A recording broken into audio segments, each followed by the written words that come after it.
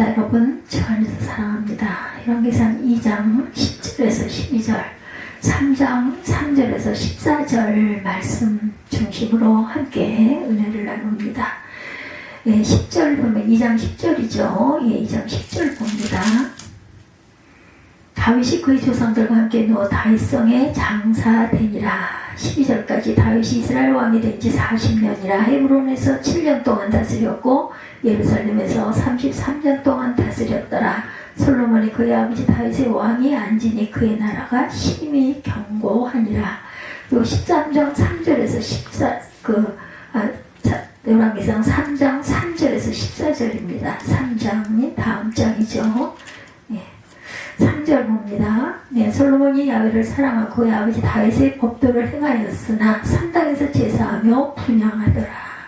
이에 왕이 제사를 기브온으로 가니 거기는 산당이 큼이라. 솔로몬이 그 제단에 1000번제를 드렸더니 기브온에서 밤에 야훼께서 솔로몬의 꿈에 나타나신다. 하나님이 이르시되 내가 내게 무엇을 줄고 너는 구하라. 솔로몬이 이르되 주의 종 내 아버지 다윗이 성실과 공의와 정직한 마음으로 주와 함께 주 앞에서 행하였으므로 주께서 그에게 큰 은혜를 베푸셨고 주께서 또 그를 위하여 이 큰 은혜를 항상 주사 오늘과 같이 그의 자리에 앉을 아들을 그에게 주셨나이다. 나의 하나님 야훼여 주께서 종으로 종의 아버지 다윗을 대신하여 왕이 되게 하셨사오나 종은 작은 아이라 팔 줄을 알지 못하고 주께서 택하신 백성 가운데 있나이다. 그들은 큰 백성이라 수도가 많아 셀 수도 없고 기록할 수도 없사오니. 9절이죠. 누가 주의 이 많은 백성을 재판할 수 있사오리까. 듣는 마음을 종에게 주사 주의 백성을 재판하여 선악을 분별하게 하옵소서. 3장 9절 유명한 구절이죠. 솔로몬이 그것을 구하며 그 말씀이 주의 마음에 든지라. 이에 하나님이 그에게 이르시되 내가 그것을 구하도다. 자기를 위하여 장수하기를 구하지 아니하며 부도 구하지 아니하며 자기 원수의 생명 멸하기를 구하지도 아니하고 오직 송사를 듣고 분별하는 지혜를 구하였으니 내가 내 말대로 하여 내게 지혜고 총명한 마음을 주노니 내 앞에도 노아 같은 자가 없었거니와 내 뒤에도 노아 같은 자가 일어나니 없으리라. 아멘. 자녀들을 위해서 기도할 때 솔로몬 같은 지혜를 허락해 달라고 하는 이들이 많아요. 솔로몬의 지혜에 연관된 유명한 이야기가 오늘 본문이죠. 열왕기상 3장 16절에서 28절에 나옵니다. 두 여자 사이에 송사가 일어나죠. 이 여자들의 직업은 유곽에서 몸을 파는 창녀였어요. 며칠 간격을 두고 이 여자들은 각각 아들을 낳았는데 그만 한 아이가 죽었어요. 그 아이의 엄마가 아이를 바꿔치기 했다느니 아니냐는 논란이 벌어집니다. 지금쯤 유전자 감식을 할 수 없는 그런 시대죠. 재판장인 솔로몬은 살아있는 아이를 반으로 잘라서 각각 나눠줘라 이렇게 명령을 합니다. 한 여자는 아이를 죽이지 말고 다른 여자에게 주라고 했고 다른 여자는 임금의 명령대로 반으로 잘라 누구의 것도 되지 않게 해달라 이렇게 말합니다. 솔로몬의 판결이 내려지죠. 아이를 양보한 여자가 집정마다. 솔로몬의 지혜에 신적인 권위를 부여하는 이야기가 오늘 설교 본문인 열왕기상 3장 3절에서 14절에 나오죠. 당시는 솔로몬의 집권 초기라 솔로몬의 권력 기반이 약했어요. 솔로몬의 나이가 어렸을 뿐만 아니라 그의 집권 과정에도 하자가 적지 않았습니다. 다윗에는 여러 아들들이 있었고 큰아들 압살롬은 오래전에 반역을 일으키다가 현장에서 죽었죠. 왕위 계승의 다음 차례는 아도니아였습니다. 아도니아에 대해서 왕상 1장 6절에 그는 압살롬 다음에 태어난 자요 용모가 심히 준수한 자라 그의 아버지가 내가 어찌하여 그리하였느냐고 하는 말로 한 번도 그를 섭섭하게 한 일이 없었다. 아도니아는 다윗이 늙자 왕위를 물려받기 위한 준비에 착수합니다. 여러 동생 왕자들과 장군들과 선지자와 제사장과 귀족 등 여러 세력을 규합하죠. 여기 제외된 아들이 있었어요. 선지자 나단과 동생 솔로몬입니다. 솔로몬은 아도니아와 배다른 형제로 마지막까지 다윗의 사랑을 잃지 않았던 밧세바라는 여자의 아들이었어요. 나단은 밧세바를 찾아가 상황을 설명하고 대처 방법을 알립니다. 일종의 궁중 권력 투쟁이 시작이 된 거죠. 바세바와 나단의 승리로 끝나요. 결국은 솔로몬이 다윗을 이어 왕으로 등극함으로써 어떤 사건을 꼬투리서 아도니아를 죽입니다. 그 뒤로 차례대로 아도니아 쪽에 줄을 댔던 사람들을 처단합니다. 솔로몬이 왕이 되긴 했지만 종교적 정치적 정당성이 허약해요. 이스라엘 백성들은 마음을 얻으려면 우선 시적인 권위가 담보되어져야 돼요. 솔로몬의 왕위가 하나님의 뜻이었다는 사실을 만천하에 보여줘야 되는데 그것이 오늘 설교 본문에 나오는 이야기죠. 솔로몬은 제사로 기브온으로 왔어요. 기브온에는 큰 산당이 있었죠. 산당은 원래 가나안 원주민들이 자신들의 신에게 제사하는 그런 곳입니다. 이스라엘의 입장에서는 우상을 제사하던 곳이죠. 그런 산당이 가나안의 여러 곳에 있습니다. 당시는 예루살렘 성전이 건축되기 전이에요. 이스라엘 사람들은 기존의 산당을 이용하죠. 솔로몬은 그 제단에 1,000번제를 드렸다 이렇게 말합니다. 소나 양을 1,000마리 바쳤다라는 뜻이에요. 하나님을 향한 솔로몬의 마음이 지극정성이었던 것을 과장해서 그렇게 표현한 거죠. 솔로몬은 기브온에서 하룻밤 지내다가 꿈에 야훼를 만나죠. 꿈에서 신을 만난다는 이야기는 고대 이집트나 다른 문명권들의 왕들에게 흔히 일어나는 일이에요. 무엇을 원하는지 말하보라는 야훼 말씀을 듣고 솔로몬은 재판을 바르게 처리할 수 있는 지혜를 달라 이렇게 구하죠. 정확한 그 워딩은 선악을 분별하는 능력입니다. 야훼 말씀이 길게 이어지죠. 핵심은 두 가지입니다. 하나는 자신을 위한 장수나 부를 구하지 않고 백성들의 송사를 위한 지혜를 구했으니 지혜를 줄 뿐만 아니라 구하지 않은 부귀와 영광도 주겠다 이렇게 말하죠. 다른 하나는 선왕 다윗처럼 믿음을 잘 지켜라. 지혜와 부귀와 영광과 장수를 허락하겠다는 야훼의 약속을 솔로몬은 실현합니다. 그때 이스라엘 역사의 절정은 바로 솔로몬 시대였어요. 고대 이스라엘 역사의 절정은 바로 솔로몬 시대였습니다. 예루살렘 성전이 건축되었고 궁궐도 건축되었어요. 국력이 강할 때라서 이런 대형 토목 건축 사업을 펼칠 수가 있었던 거죠. 성전은 7년에 걸쳐, 왕궁은 13년에 걸쳐서 완공이 되죠. 그가 지혜롭다는 소문은 다른 나라에까지 퍼집니다. 열왕기상 10장에 스바이 왕이 솔로몬의 명상을 듣고 찾아와서 한 수 배우고 돌아갔다는 이야기가 있어요. 여기까지만 보면 솔로몬의 인생은 누구나 부러워할 정도로 성공적이었다. 내 평생의 왕들 중에 노아 같은 자가 없을 것이다. 열왕기상 3장 13절이죠. 야훼의 말씀이 그의 인생에 그대로 실현이 됩니다. 한 인간의 삶에 대한 평가는 인생 전체를 놓고 내려집니다. 그 말은 인생의 마지막이 중요하다는 거죠. 솔로몬의 말년은 여러 가지 점에서 좋지 않았어요. 겉으로야 여전히 막강한 힘을 발휘하는 듯 했으나 실제로는 그렇지 못했다. 그 중에 핵심은 그가 야훼로부터 멀어졌다는 거죠. 열왕기상 11장 4절에 솔로몬의 나이가 많을 때 그의 여인들이 그의 마음을 돌려 다른 신들을 따르게 하였으므로 결정적인 잘못된 것. 왕의 마음이 그의 아버지 다윗의 마음과 같지 아니하여 그의 하나님 야훼 앞에 온전하지 못하였으니 솔로몬이 우상 숭배에 떨어져요. 성경 기자들의 비판 중에 이것보다 더 중엄한 것은 없다. 이상한 일이죠. 야훼 도움으로 부귀와 영화를 누렸다면 야훼를 더 성실하게 섬겼어야 할 텐데 솔로몬은 오히려 거꾸로 갑니다. 신앙은 하나님으로부터 외적인 축복을 얼마나 받았느냐 하는 것으로 결정되지 않는다는 걸 솔로몬의 인생에서 확인할 수가 있어요. 부귀와 영화는 그게 없을 때나 소중하지 주어지면 아무런 의미가 없어요. 그렇죠? 네. 화려하게 보이던 것들이 상처투성이로 떨어집니다. 여러분이 원하는 모든 것을 얻어도 그것만으로 인생을 생명 충만하게 살 수 없는 것과 같죠. 거기에 매달리면 늪으로 발버둥 치면 칠수록 더 깊이 빠져들듯이 늪에서 발버둥 치면 더 깊이 빠져들듯이 상처투성이 늪만으로 더 깊이 빠져들어갑니다. 늪 안으로. 그 상처투성이 꼭 지옥의 특징. 예. 성경 기자가 솔로몬의 문제가 무엇인지에 대해서 구체적으로 설명하죠. 11장 3절의 열왕기상 따르면 솔로몬의 호응이 700명이고 첩이 300명이다. 그래서 이 여자들이 왕의 마음을 야훼로부터 돌아서게 했어요. 당시 외교 정책으로 외국 공주들을 왕비나 호응으로 맞아들이곤 했지만 솔로몬의 경우는 정책적인 것이라고 말하기 어려울 정도로 많은 이방 여자들을 아내로 맞았어요. 이 여자들은 아스타롯, 밀곰, 그모스, 몰록 등의 우상을 다 끌고 오죠. 솔로몬은 이런 신들을 위한 산당을 예루살렘 앞에 짓습니다. 우상을 향해 마음이 기울어진 솔로몬은 매우 외환에 시달리기 시작해요. 여로보암 장군이 모반하려는 김새를 알아챈 솔로몬은 여로보암을 죽이려고 했고 여로보암은 이집트로 망명을 떠납니다. 국내의 정세가 어수선한 상황에 솔로몬은 죽고 그의 아들 르호보암이 왕위를 이어갔죠.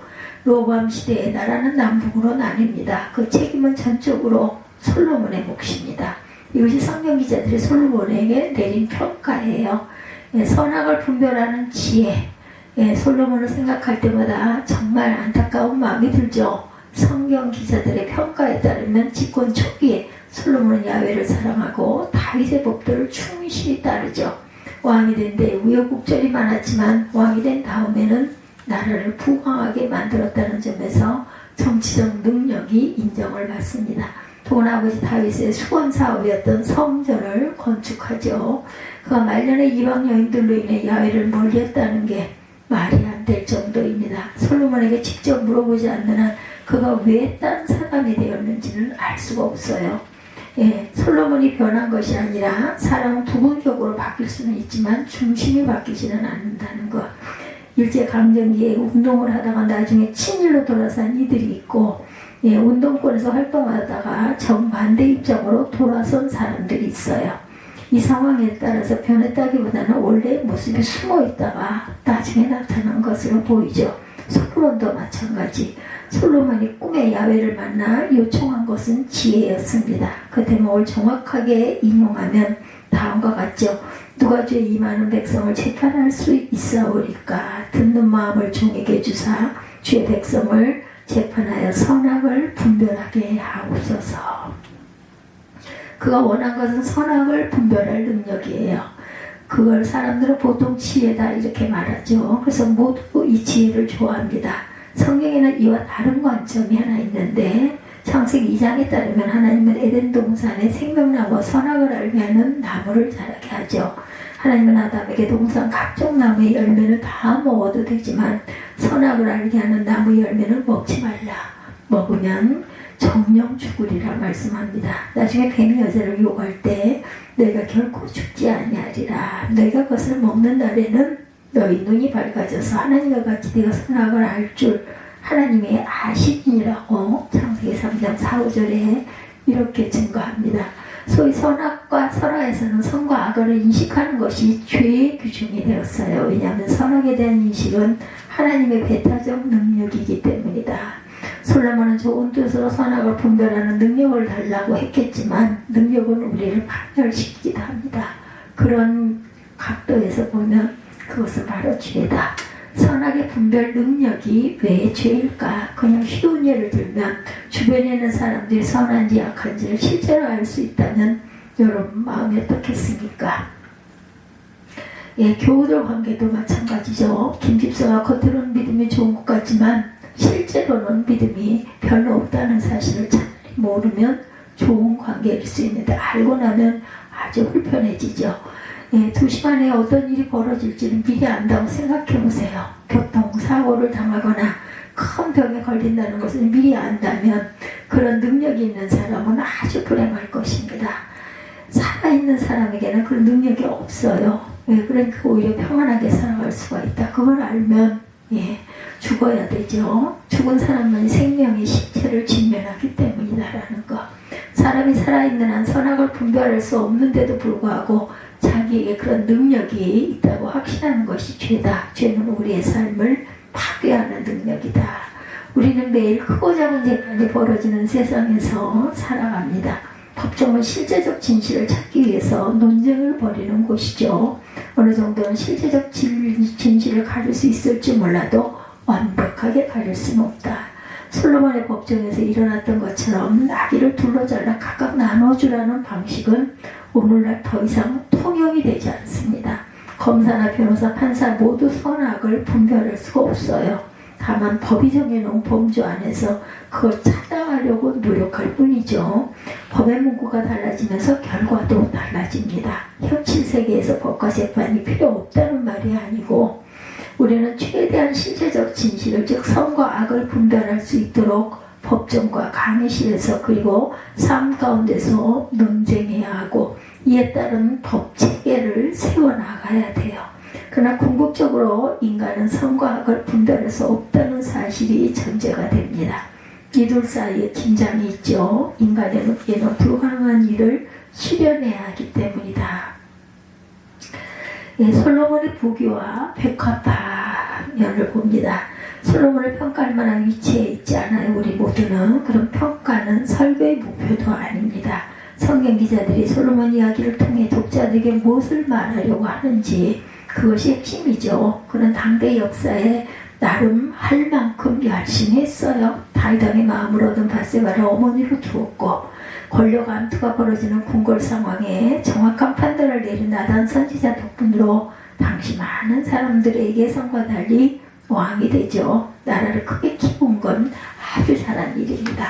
열왕기상 4장 20절의 표현에 따르면 당시 유대와 이스라엘의 인구가 바닷가에 모래같이 늘었고 모두 먹고 마시면서 즐거워했다. 이렇게 증거하고 있어요. 4장 20절 보겠습니다. 유다와 이스라엘의 인구가 바닷가에 모래같이 많게 되며 먹고 마시며 즐거워하였으며 솔로몬이 그 강가에 있었던 블레셋 사람의 땅에 이르기까지 애굽 지경에 미치기까지 모든 나라를 다스림으로 솔로몬이 사는 동안에 그 나라들이 조공을 바쳐 섬겼더라. 예, 아주 많은 나라를 점령했어요.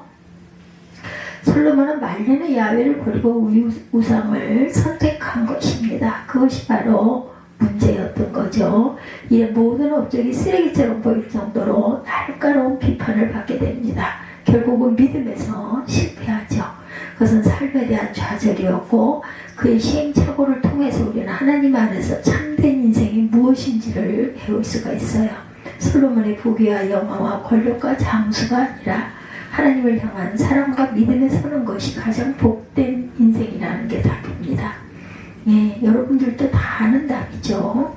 알지만 우리의 마음은 습관적으로 솔로몬의 부귀와 영화로 돌아갑니다. 기도할 때 솔로몬의 지혜를 원하면서도 실제로는 그 뒤로 따라오는 부귀와 영화를 갈망합니다.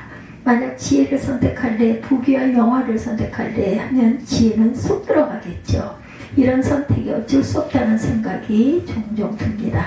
일단 세상에서 가난하고 힘이 없고 불행하게 사는 것보다 솔로몬처럼 화려하게 사는 게 낫죠. 현실 세상에서 그것을 부정하기는 어렵습니다. 그러나 솔로몬의 부귀와 영화가 바람이나 구름처럼 그냥 지나가는 것뿐이라는 사실을 잊지 마시기 바랍니다. 저자가 솔로몬으로 알려진 전도서에는 자신을 이스라엘 왕이라고 표현한 사람의 말이 나와요.